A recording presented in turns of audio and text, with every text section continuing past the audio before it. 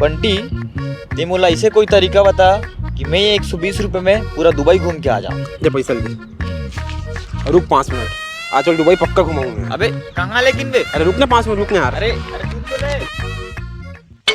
अरे कहाँ गए रे बे?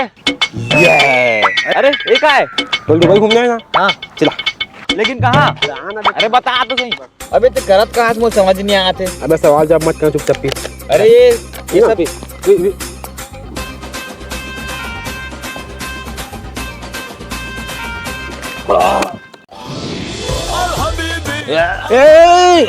ज्यादा फुलगी में नहीं जाती, नहीं तो हम अभी कुला के बाहर गिर जाती। हाँ। अभी हम बुर्ज खलीफा के सबसे ऊपर में होती। हाँ? हाँ।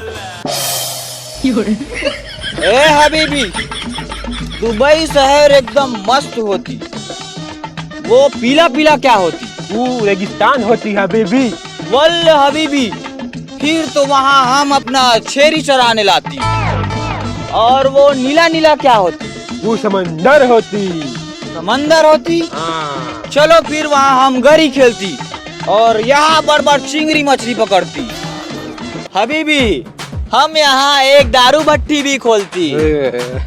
हम भी यहाँ एक तो माटी तेल का कुआं खोदती। हाँ। और उसको अपने पूरे छत्तीसगढ़ के भाई बहनी में बंटवा देती। बढ़िया हबीबी, बढ़िया है। हबीबी, अगले बार तुमको कहाँ जाना मांगती?